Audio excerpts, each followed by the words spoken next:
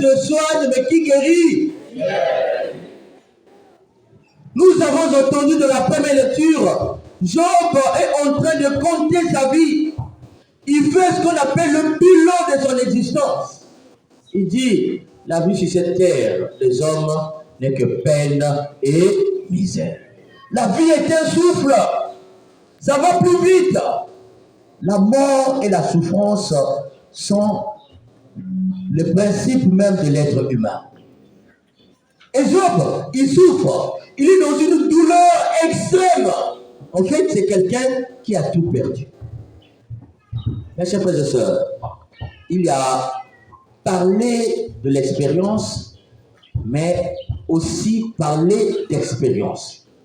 Un chrétien n'est pas seulement appelé à parler de l'expérience, mais un chrétien est plutôt appelé à parler d'expérience. Dis à ton voisin, tu es appelé à parler d'expérience. Il y a une différence entre parler de l'expérience et parler d'expérience.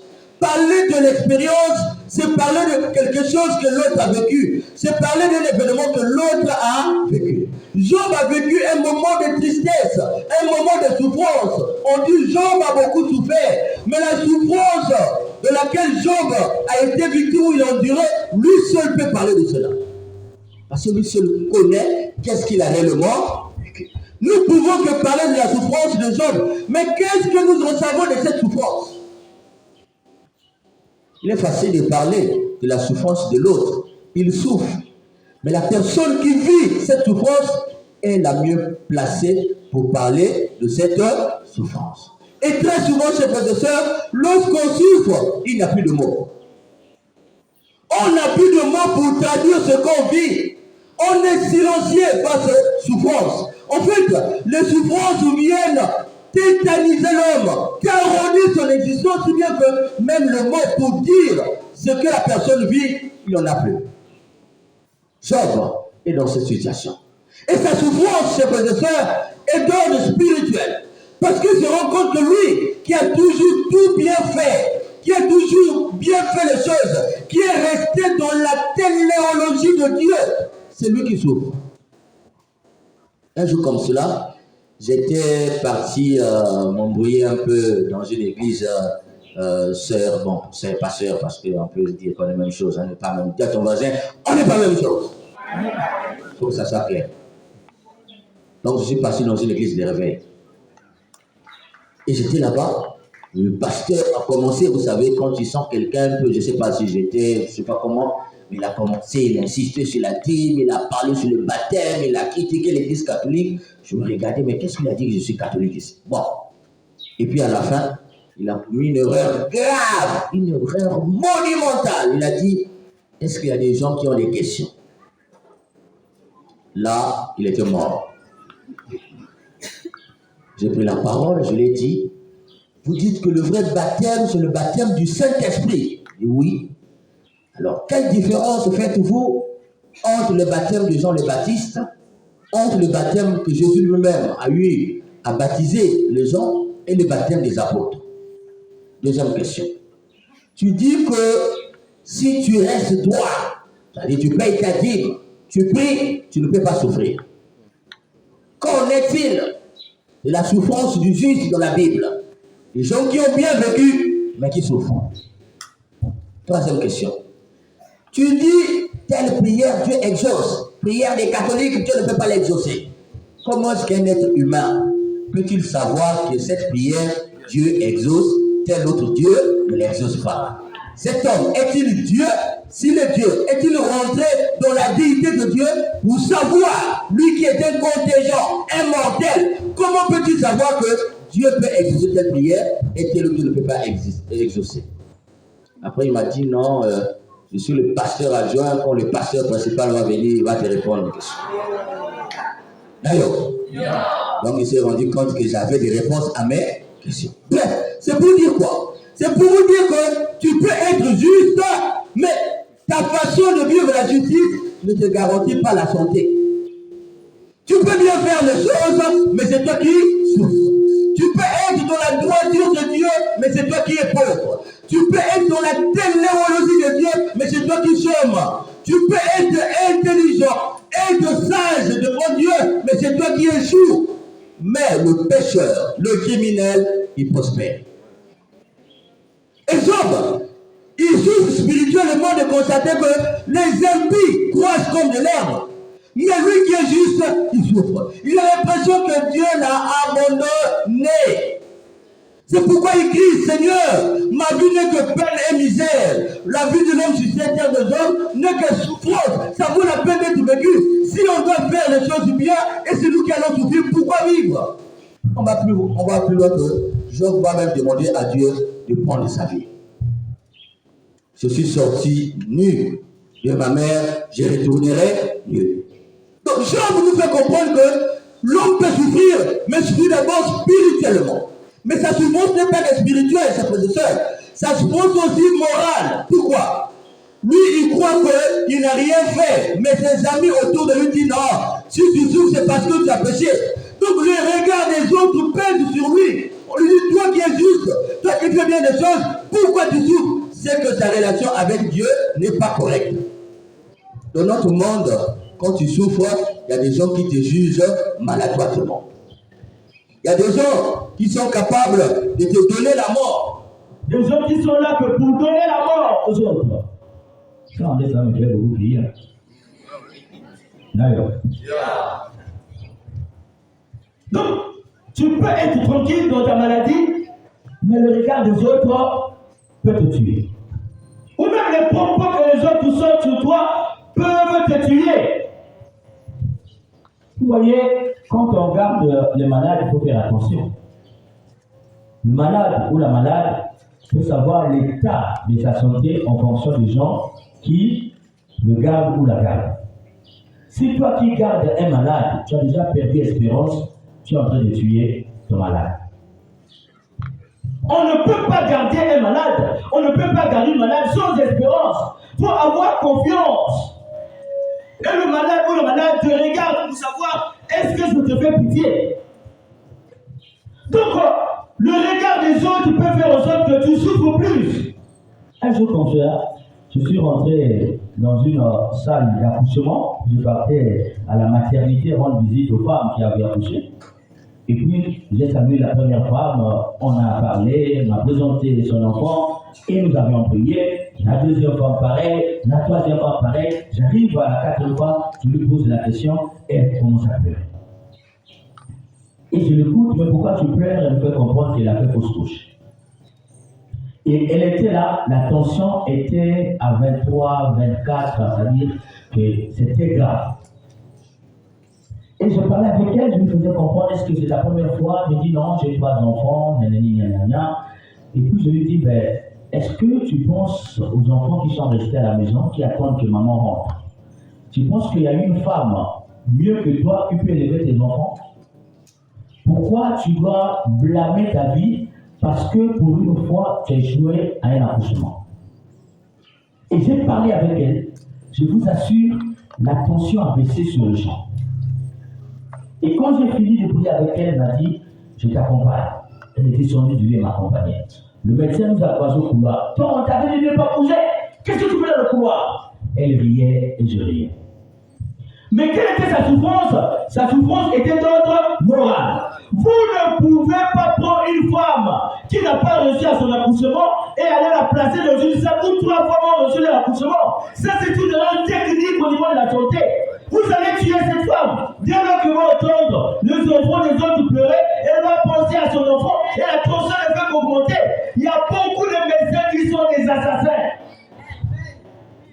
Vous placez une femme dans une salle. Vous voyez, chers frères et sœurs, c'est terrible dans les hôpitaux. Vous êtes 4 dans une salle d'urgence. La première personne est décédée. La deuxième personne est décédée. La salle est venue automatiquement envoûtée. Vous ne pouvez plus garder les autres malades là-bas. Quelle est la psychologie que vous voulez transmettre? Quel est l'ordre moral de la maladie dans cet état, dans cette salle? C'est la peur. Peu importe le médicament, puisque la personne a déjà peur, vos médicaments ne pourront plus rien faire. Et ça, ce sont gestes psychologiques et même moraux. Nos médecins, souvent, ils sont ignorants de tout cela. C'est pourquoi c'est Dieu qui guérit. À ton voisin, c'est Dieu qui guérit. Le médecin soigne, c'est Dieu qui. Dans cet état-là, même s'ils veulent te soigner, mais puisque tu es dans un état lamentable, dans une salle diabolique, dans une salle de mort, où tu as vu ton voisin qui te salue le matin est décédé, même si on te donne les médicaments là, ils ne peuvent plus rien faire. Et Job, il est dans cet état. Le regard des autres pèse sur lui. Donc moralement, il est malade. Mais aussi, matériellement, Job est malade. Pourquoi?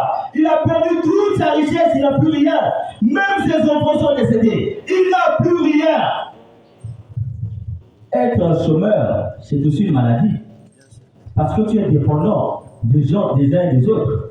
Et quand tu es dépendant, en Afrique, on dit, si tu n'as rien, on te donne quelque chose, et ce qu'on va te donner, on peut te bouffer avec. On peut te donner la nourriture, mais cette nourriture qui te conduit à la mort. Donc, chez nous-mêmes en Afrique, il est interdit d'être pauvre. Il faut toujours avoir quelque chose, parce que ce que tu as te protège. Et Job, il a tout perdu. Qu'est-ce qu'il a? Il n'a rien.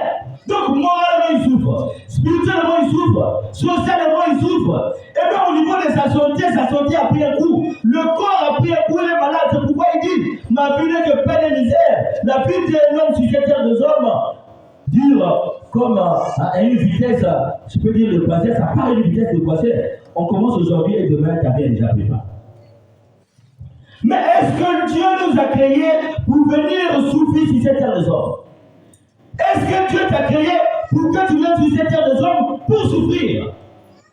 Saint Irénée dit, la gloire de Dieu, c'est l'homme. Et la vie de l'homme, c'est le projet de Dieu. Dieu ne t'a pas créé pour que tu sois couché au lit. Il y a ton voisin, Dieu ne t'a pas créé pour que tu sois couché au lit. Dieu t'a créé pour que tu sois debout. Dis à ton voisin, Dieu t'a créé pour que tu sois debout. Alors dis à ton voisin, sois debout. Il y a de l'autre côté, on dit debout, comme on lève. Debout, comme on lève. Donc il faut être debout. Être debout veut dire quoi? Être en bonne santé. Parce qu'au paradis, chers frères et sœurs, il n'y a pas de malades. On ne tombe pas malade au paradis. Or, notre paradis commence dès ici-bas. C'est le désert là passe encore. D'où vient le fait que l'homme aujourd'hui est plus malade qu'en bonne santé. Et on voit dans la deuxième lecture, Saint Paul dit, si je n'annonce pas l'évangile, malheur pour moi. Pourquoi il doit annoncer l'évangile? Parce que lui-même, Saint Paul a fait l'expérience de la guérison. Il a été guéri. Il tuait les gens et il a été guéri par Dieu.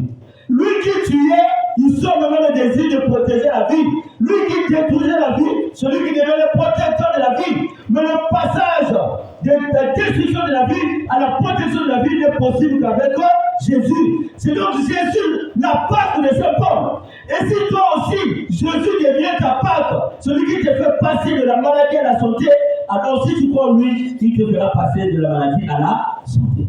Et si tu passes de la maladie à la santé, tu deviens comme Saint Paul, tu ne peux plus te taire. Tu iras proclamer aux autres, moi que vous voyez là, j'ai été guéri par qui? Par Jésus. Donc dis à ton voisin, Jésus est ton guérisseur. C'est pourquoi dans l'évangile, Saint-Marc nous présente Jésus comme le guérisseur de l'être humain. Il vient, c'est Pierre, il voit sa belle-mère, il guérit. Et on lui amène beaucoup de malades, il guérit. Jésus est notre guérisseur parce que lui seul peut nous guérir. Et donc, qu'est-ce que la guérison, chers frères et sœurs? On a dit, le médecin soigne. Quand le médecin te soigne, il repère en toi ce qui ne va pas bien.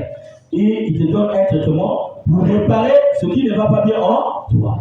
Mais on se rend compte que même lorsqu'il te guérit, chaque fois tu dois repartir au contrôle pour voir est-ce que tu es effectivement guéri. Et tu ne fais pas attention, tu peux résulter. Et il y a beaucoup de gens qui résultent et qui décèdent.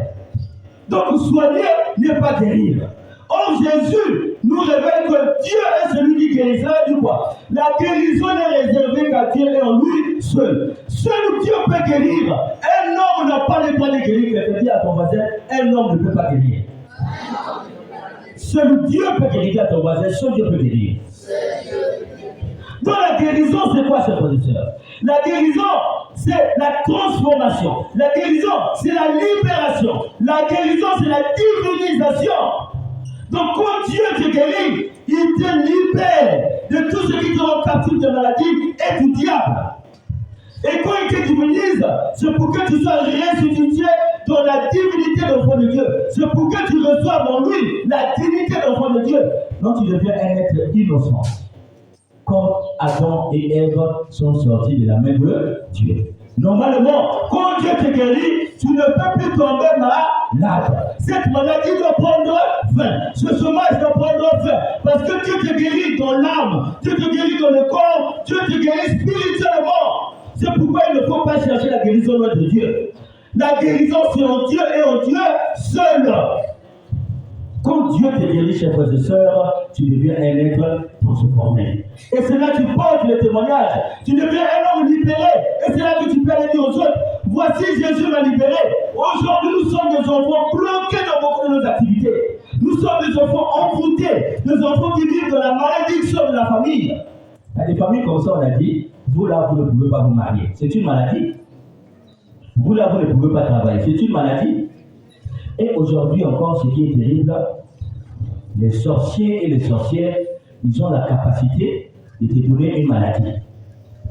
Parfois, vous voyez des gens, ils essaient du sida, mais ce sida-là, c'était un sida envoyé par les sorciers.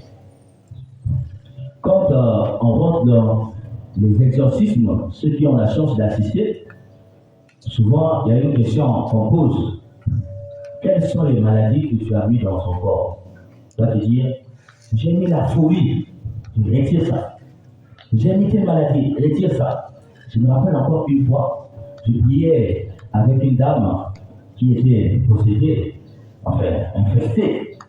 Et en demandant à celui qui l'avait infectée, quelles sont les maladies, il dit, j'ai mis la maladie des yeux.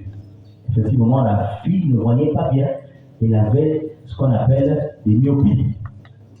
Et quand on a fini de prier, on est resté 1 heure en train de parler. 1 heure après, elle se rend compte qu'elle n'a pas ses lunettes. Il dit, où sont les lunettes? Elle dit, non, laisse les lunettes là, c'est fini. Est-ce que tu vois? Oui, je vois. Ça veut dire quoi? Avant de partir, puisqu'on est obligé de guérir, d'enlever cette maladie, qu'est-ce que le sorcier a fait? Il m'a enlevé la maladie. Ça veut dire que ces gens-là, ils ont la capacité de faire quoi? De te donner une maladie. Mais qui peut te guérir de cette maladie? Qui peut te libérer de cette maladie? C'est Jésus. Donc on ne peut pas exclure Jésus du processus de la guérison. Donc avant d'aller voir un médecin, il faut appeler qui? Kobo kitoko sikana yende nakakoma yoso awanase komolikiye zazalite kombo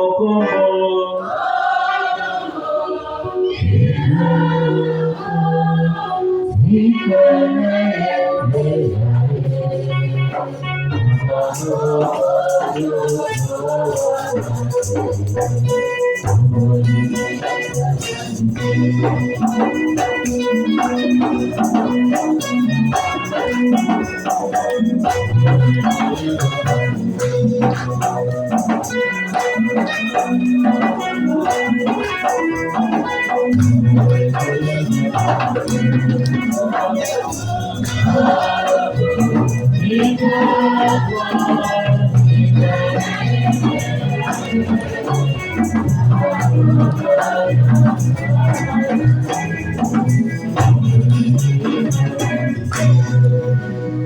Il n'y a pas un nom qui dépasse le nom de Jésus. Le médecin peut venir en retard. Le policier peut venir en retard. Le pompier peut venir en retard. Ton parent peut venir en retard avec l'argent. Beaucoup de gens peuvent venir en retard. Mais lui là, il n'arrive jamais en retard. Si tu l'appelles à l'instant, tu es déjà là. Donc quand tu es malade, appelle Jésus. Et si tu appelles Jésus, puisque c'est lui seul qui guérit, il vient avec sa présence, il vit déjà la guérison. Mais aujourd'hui, vous voyez des gens, ils ont plus confiance aux médecins, ils n'ont pas confiance à qui? À Jésus. On a vu des gens, chers frères et sœurs. Mon père, je suis parti à l'hôpital, on ne trouve pas la maladie. On a fait la prière, va à l'hôpital et la personne revient. Mon père, enfin, on a détecté la maladie. Donc, si tu vois que Jésus, quand tu vas là-bas, parce que c'est frères et sœurs, remarquez bien, Quand tu es malade et que le médecin arrive, tu es déjà à moitié guéri. Parce que tu as compris son qui? La présence du médecin te garantit déjà la santé. Quand tu es malade, qu'on t'amène en Europe pour aller te traiter, dès que tu arrives là-bas, tu te sens déjà guéri. Parce que tu sais qu'ici, il y a des bons médecins. Mais la vérité est que chaque fois on se trouve devant ces gens-là, parfois ils nous soignent, mais il y a des gens aussi qui décèdent. Qu'est-ce qui fait que le même traitement de la même maladie, on a donné à l'autre, il a été guéri, et chez toi, tu es décédé. Et pourtant vous souffrez de la même maladie. C'est le même traitement qui a marché chez l'autre, mais chez toi ça n'a pas marché. Pourquoi celui ça a marché? Pourquoi chez toi ça n'a pas marché? Cela veut dire quoi? Il y a quelqu'un que tu n'as pas invoqué. Si tu invoques ce quelqu'un-là, lui, celui le guérisseur par excellence est parfait. S'il vient, il te guérit. C'est pourquoi aujourd'hui on te dit, Jésus est notre guérisseur et Dieu seul peut nous guérir. Dans le chômage sur lequel tu trouves aujourd'hui, invoque Jésus, dit à ton voisin, invoque Jésus. Dans le célibat dans lequel tu te trouves aujourd'hui, invoque Jésus, dit à ton voisin, invoque Jésus. En tout ce que tu cherches, invoque Jésus. Toi qui souffres des maris de lui, invoque Jésus. Toi qui es taronné par l'existence, invoque Jésus. Si tu invoques Jésus, tu seras sauvé. C'est pourquoi, chers frères et sœurs, pour finir, je vous raconte cette histoire. Comme il y a des Antoniens ici, c'est pourquoi aussi je profite de vous dire, tu ne peux pas grandir et venir dans la vie si tu n'as pas un saint qui intercède pour toi, un saint qui veut pour toi. Dis à ton voisin, quel est ton saint? Quelle est ta sainte? Voilà. Tu es consacré à qui? Dis à ton voisin, tu es consacré à qui? Nous sommes consacrés de Saint-Antoine. Et quand on parle de Saint-Antoine, nous écoute. Et moi qui suis de Rambo, il m'a toujours déjà écouté. Si je commence les témoignages, on va finir demain. Mais je choisis seulement un extrait pour vous dire que Dieu est notre libérateur et notre guérisseur. Si je passe par un saint, et comme chez nous on dit les Antoniens, on dit Saint-Antoine, Jésus est son ami fidèle et personnel. Donc quand j'évoque Saint-Antoine, il lui dit à son ami fidèle et personnel Jésus-Christ, automatiquement, j'ai le résultat de ce que je cherche. Un jour comme ça, comme il est déjà le saint des objets perdus, quelqu'un avait perdu son ordinateur. Il a laissé ça dans le bus, il a oublié le sac. Mon père, j'ai perdu l'ordinateur. Saint-Antoine est là. Va l'invoquer. La personne a fini de prier. Et puis Dieu merci pour lui, par miracle, il avait son numéro en bas, comme on appelle ça, dans l'écran. Quand tu ouvres l'écran, il avait le numéro. Et la personne l'a contacté pour dire, j'ai ramassé ton ordinateur dans le bus, tu peux venir chercher. Est-ce que c'est possible?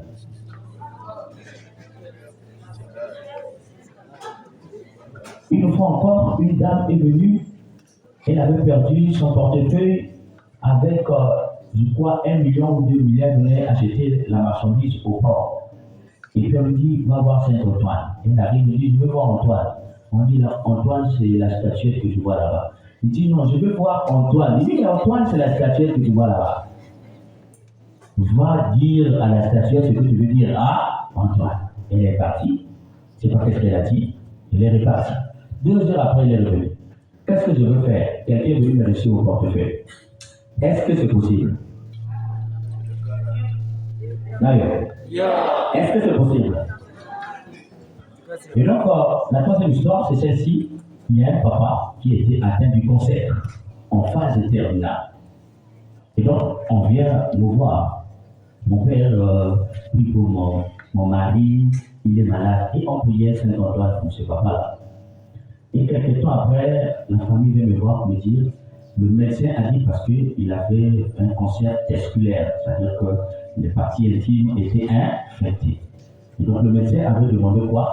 Il faut couper cette partie infectée pour protéger la vie. D'ailleurs. Et donc le papa avait dit, je suis venu comme ça, je vais retourner comme ça. Je ne peux pas retourner de moi. Les parents étaient face à un dilemme. Convaincre papa pour qu'il accepte. Et le papa dit, moi, je ne peux pas retourner de moi. Et donc, on veut voir le prêtre pour dire, est-ce que tu peux aller dire à papa qu'il accepte seulement l'opération? Et donc, on continue de prier. Maintenant, pour que Dieu fasse quoi? Dieu puisse toucher son cœur, qu'il accepte l'opération. Ça veut dire quoi? Quand tu ne pries plus même pour la santé, tu te tournes vers l'essentiel, Dieu ne t'oublie pas. Qu'est-ce qui s'est passé? Un jour comme ça, quelqu'un est venu dans la salle et dit, ah papa, c'est sous bouton. Il a fait la prière de Saint-Antoine. Après, il lui a donné une tisane. Il dit, vois d'abord cette eau-là, peut-être que ça peut te guérir. Et le papa a vu. 2 jours, 3 jours, le médecin veut voir, le papa est guéri. On fait le bilan, le papa est guéri du cancer en phase terminale.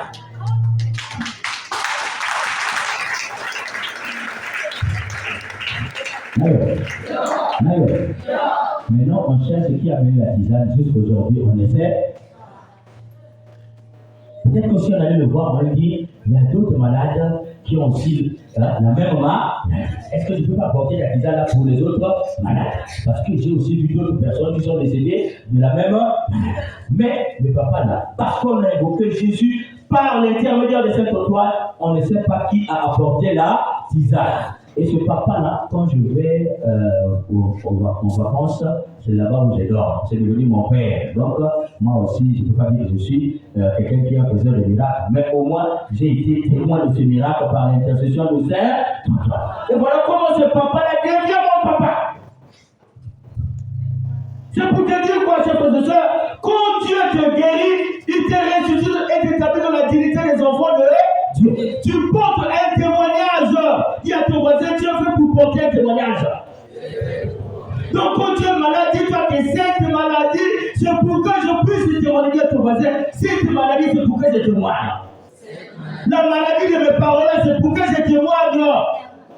Si tu as conscience et tu as la foi que n'importe quoi que tu vis, n'importe quel état de santé, n'importe quelle maladie, c'est pour que tu puisses témoigner que Dieu continue de guérir. En ce moment-là, il te fera porter ce témoignage. Implorons la miséricorde de Dieu pour qu'il nous guérisse concrètement de tout le monde, qu'il t'arrête notre existence pour que nous soyons des témoins sur terre des hommes, au nom du Père et du Fils et du Saint-Esprit. Amen.